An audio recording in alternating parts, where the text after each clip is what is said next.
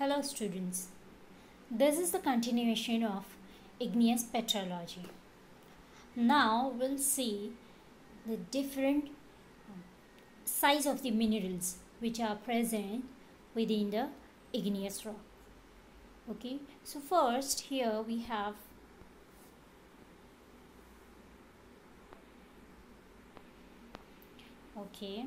first is pheneric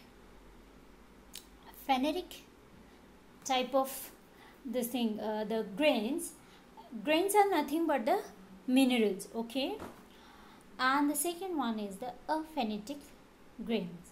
Okay, so in pheneric there are coarse grains present in igneous rock. Okay, coarse grain which we can easily identify which type of minerals are present in the rock. Okay, whereas for example here the granite, so whatever the minerals present in the granite which we can easily identify whether it is the quartz, it is feldspar, or the accessory minerals like hornblende, biotite. Now second one is, this is the pheneric, this is the aphanetic. Okay, so in aphanetic rocks or in aphanetic mineral grains, there are the fine grained rock. Okay, so fine grained rock means which we cannot identify with the naked eye. We can identify it under the microscope. Okay, only under the microscope we can identify the which minerals are present in a particular rock. So here you can see this is the aphanetic example of aphanetic rock. This is the granite. Okay, this is the granite rock. Okay, whereas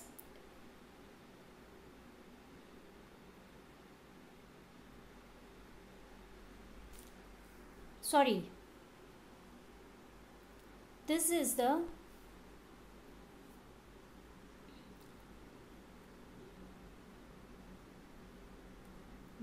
you can see the pheneric rock, okay, or phenetic rock, whereas this is the aphanetic rock.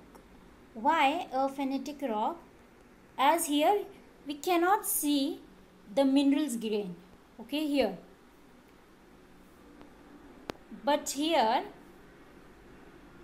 we can easily identify this white portion are the quartz. So we can easily identify here the minerals, which type of minerals are present here. Okay, whatever we can see here the black portion, this might be of mica, hornblende.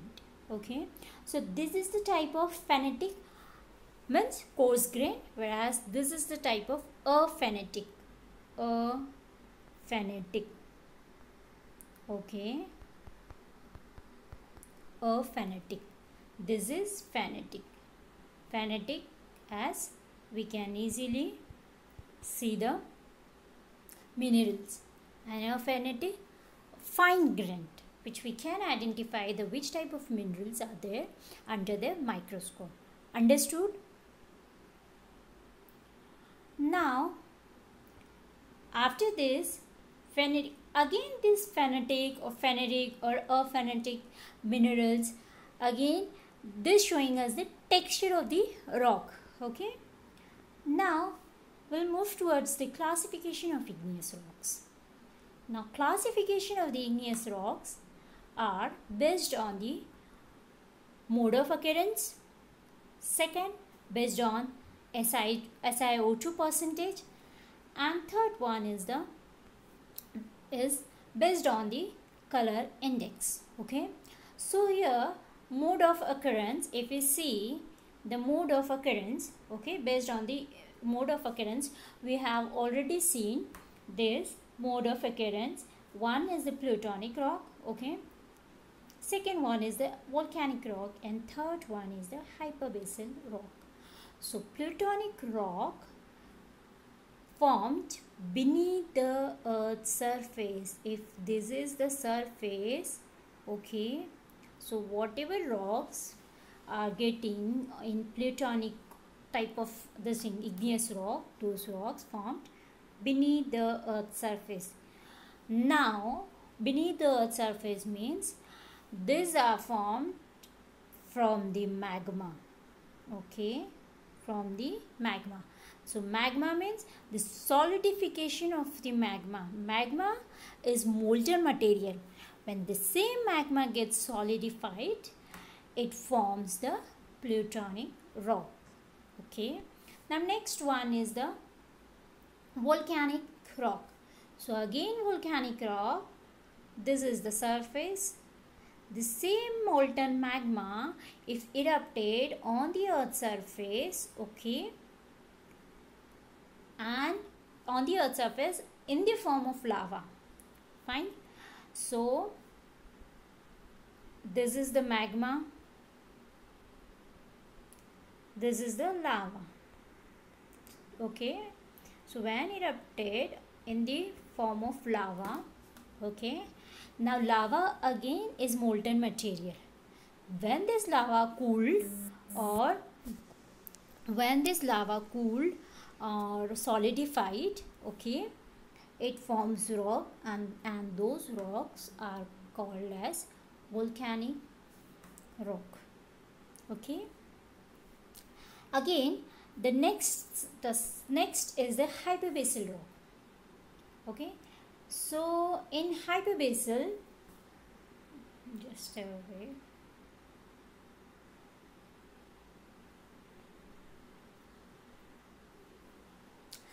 In hyperbasal rock formed, this is the surface. If the volcanic rock formed on the surface and plutonic rock formed at greater depth, okay, plutonic rocks formed at greater depth.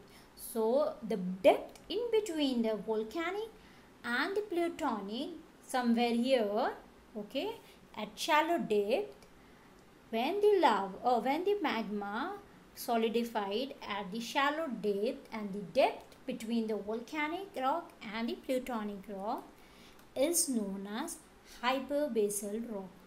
Okay, so plutonic rock above the earth, plutonic rock beneath the earth's surface, solidification of the magma. Volcanic rock above the earth's surface, solidification of the lava. Hyperbasal in between the volcanic and the plutonic rock. Now next is the based on SiO2 percentage.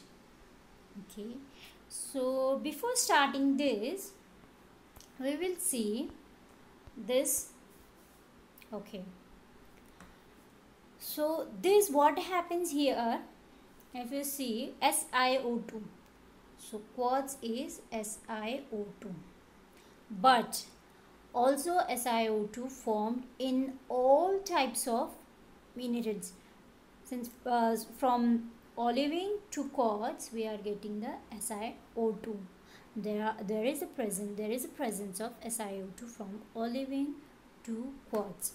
Okay, all these minerals, again I am saying that all these minerals formed or the crystallized or the solidified from the magma. Remember these. First form mineral or the formation or the crystallization of the mineral is the olivine. Next pyroxene, amphibole, mica, feldspar and quartz. Again all this thing except quartz, all these minerals have again subtypes of mineral. Okay, in olivine, in pyroxene, in amphibole, in mica, in feldspar. Okay, so now here SiO2. So but SiO2 present in olivine, pyroxene and amphibole and mica in less amount, whereas in feldspar, if you see in feldspar, there is greater amount of feldspar than this minerals. Okay, and if you see the quartz is the pure silica. Okay, there is the this thing, the quartz has pure silica, which is SiO2. Okay, so here based on all these minerals, we can classify it or based on the SiO2 percentage. Okay, now SiO2 percentage, whatever we have the minerals, okay, majority, we can say 95% of the minerals have SiO2 in their composition. Remember this. Now we will start with the classification based on the SiO2 percentage. Okay, so here first you can see here the acidic. Okay, here the acidic, intermediate, basic and ultra basic. Okay, so here if you see the acidic, so whatever the rock has, it has greater than 65% of SiO2. Okay, the particular rock which has greater than 65% of SiO2, which is called as acidic. And the example for this acidic type of rock is the granite. As I said that the quartz has pure silica, that is mean in granite there are the majority of mineral of what? Quartz. Majority of mineral is quartz. Okay, which we can say the essential mineral. Okay, the essential mineral in granite is quartz. Okay, now moving to next is intermediate.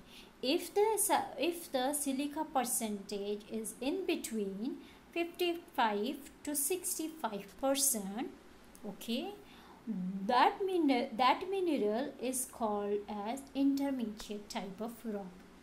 And the example for this intermediate type of rock is the cyanite. Okay, now already we have seen the quartz. Okay, next to quartz is feldspar. Okay, so feldspar has little less amount of silica than the quartz. Okay, sorry, quartz, feldspar, right?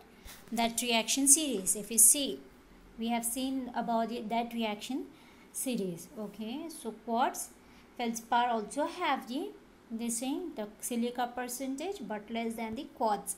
Okay, and that is why this is called as this is called as the intermediate, which has the silica percentage 55 to 65%, and the rock which possesses this type of the silica percentage or intermediate rock is cyanide.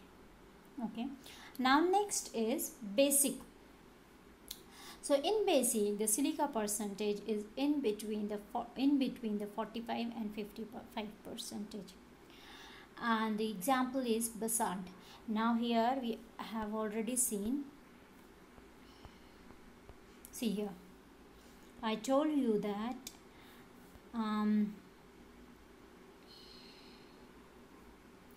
olivine, pyroxene and amphibole, this and also mica, these are the dark mineral.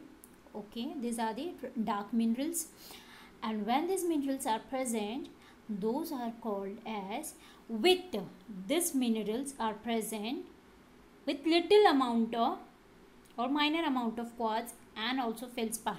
Okay, all these minerals are present with minor amount of quartz and feldspar. Those are called as basic type of rock. Just remember this. Okay, basic type of rock. Fine. Intermediate, what happens in intermediate? As just we have seen the intermediate. In intermediate type, like the cyanide, we have seen the cyanide example. Okay, so what happens in cyanide? We have the more percentage of feldspar, okay, then quartz and minor percentage of these minerals. Okay, and that is why this is called as this thing, the intermediate, as in this the silica percentage in an intermediate amount. Okay, now if we see the ultramafic rock, one is the ultramafic ultramafic rock. Now what happens in ultramafic rock? 95 to 99%, if we are getting, or the rock possesses, have a rock consists only the olivine, either olivine, either pyroxene, or either amphibole. Okay, a particular rock has only one type of mineral, either olivine, pyroxene, or amphibole. Okay, so that type of rock is called as ultramafic rock. Okay, and very minor amount, like 0.01%, 0.1%, or in some cases 1%, 2% quartz. Okay, so this type of rock is called as ultramafic rock. So this ultramafic rock showing us very dark color mineral. Okay, so moving towards this. Fine. Why this silica percentage? Again, this silica percentage is based on the quartz. Okay, the presence of quartz. Fine. Here the basic is the basalt, ultra basic. That is mean that particular rock has a particular rock has only one type of this thing, the mineral. For example, the peridotite either has the olivine or the pyroxene. Okay, so based on, so again the peridotite varies in color based on the presence of mineral. Okay, if peridotite has olivine mineral, it showing it giving us the green color, or olive green color, this thing, the rock. If peridotite has pyroxene, so it will give us the like blackish color rock. Okay, so ultra basic rock has the silica percentage less than 45. Okay, so we will see again. First is acidic. In acidic silica percentage is greater than 65. Okay, means high amount of silica. High amount of silica means high amount of quartz ultimately, and the example is granite. Second one is the intermediate. Silica percentage is 55 to 65. Cyanite. Basic 45 to 55. Basalt. Ultra basic less than 45, which is peridotite. Not only the peridotite, there are again the different, or not only the granite, cyanide, basalt, and peridotite. These are the standard the examples. There are again the many types of rocks. Okay, so this classification is based on the SiO2 percentage. Now we'll see the classification based on the color index. So now always remember that if we have the acidic rock, okay, so it will give us light color. Okay, if we have the intermediate silica percentage, it will gives us the like medium colored rock. Okay, now if we have the basic, like silica percentage is from 45 to 55, it gives us the like dark color, and also ultra basic rock gives us the dark colored mineral. Okay, so here first we will see the leucogranitic or acidic rock. As I said that here acidic rock. Okay, so acidic rock, this is the, if we have the light color mineral. Okay, if we have the light color mineral, you can see here, this is the granite. This sample is of granite rock. Okay, so light color mineral is called as leucogranitic rock. Okay, so this term we are using here based on for the color index. Okay, now next one is leucogranite. Remember this, that is the leucogranite. Now next one is the mesogranite. Okay, mesogranite. As I said earlier, this cyanide, this is the example, or this is the example of cyanide. This rock is of cyanide. Okay, so if the rock giving us the intermediate type of this thing color index, okay, that is called as the mesocritic rock. Okay, so in mesocritic rock there is a major amount of feldspar. Okay, as we have seen earlier, feldspar and then quartz, and then minor amount of below minerals which are the olivine, pyroxene. Okay, so this is the mesocritic. Now the next one is again the melanocritic rock. So as I said that the mafic minerals, olivine, pyroxene, amphibole, mica, with either feldspar and or the quartz. Okay, along with the feldspar and the quartz, those form the mafic rocks, and the color index which the particular rock giving us the dark color mineral, and we are giving the term it as a melanocritic. Okay, next one is the hypermelanocritic. If you see here the hypermelanocritic, so here this is the peridotite mineral which is ultra mafic rock. Okay, so here we are not getting any variation in the color, we are only getting the single type of color.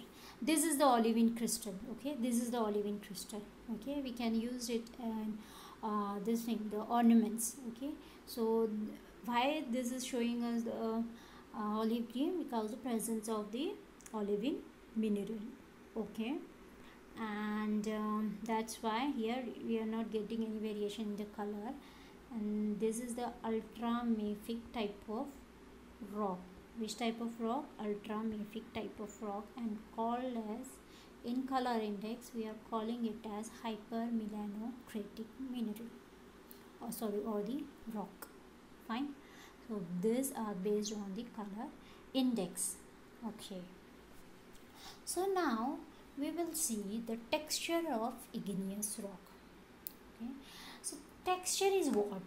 Texture showing us the mutual relationship of different grains or the minerals present within the rocks. Okay, mutual relationship means what? Again, that is showing us the shape of the mineral, and the size of the mineral. So texture include the shape. Okay, shape, then size. Okay, shape, size, and which type of, again, the minerals are present in a particular rock.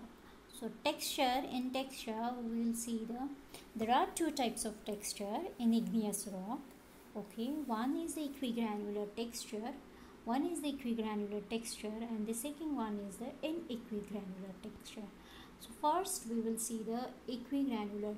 Equi means again the same, okay, or the equal. Okay, and granular, grains, as we know that the minerals. Okay, so whatever the in a particular rock, if the grains are of equal size, those are called as equigranular texture. Here we can see all the grains. Okay, those are almost are of equal size. Okay, and this giving us this texture is given by the granite rock. Okay, this is the standard example of equigranular texture. Granite is the standard example of the equigranular texture, and that is why this is also called as granitic texture. Okay, now moving towards the second type of texture, in equigranular texture. In equi means different size of the texture. Okay, so here you can see the different size of texture. Fine, so here see here this mineral are of large scale. This minerals has this thing, the high large scale. This mineral is also has this thing, the size, greater size than the surrounding minerals. Okay, so if you see the surrounding minerals, we cannot identify which minerals are present here. Okay, which minerals are present here, surrounding mineral, but we can identify this large grains. We can identify which minerals are this. These are the plagioclase, which is the type of feldspar. Plagioclase. So this plagioclase is a type of feldspar mineral. Okay, so these are the plagioclase. These are the plagioclase. These are the large crystals. Okay, these are the large crystal. And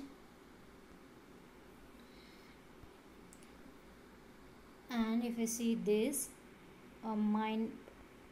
tiny crystal, which even we cannot identify it with the naked eye, which minerals are those we can only identified under the microscopes. Okay, so the large crystal is known as the phenocryst. Okay, and when this large crystal surrounded by the minor crystals, okay, minor crystals or matrix, which are known as the matrix. Here you can see the here matrix or the glassy ground mass. Okay, so why glassy ground mass? Ground mass, one is the matrix, and second, or we can also call it as the ground mass. Okay, so surrounding minerals. Okay, surrounding minerals. Okay, so these minerals are called as matrix or the ground mass. So when it is called as glassy ground mass, when the natural glass present here. Okay, so at that time we can call it as glassy ground mass. Okay, so this is the, and this texture is known as porphyritic texture. So inequigranular texture is also known as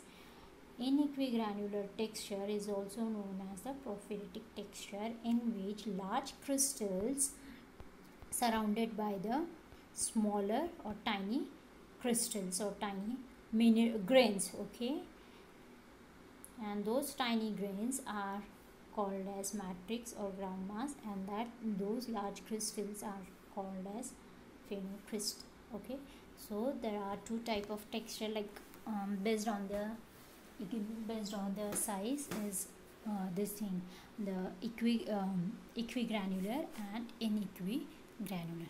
We also have seen the phenetic and aphenetic. Phenetic means we can see with the naked eye, whereas aphenetic are the this thing, the tiny grains. Okay, so this we will discuss in the next lecture.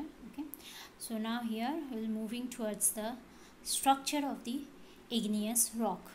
Okay,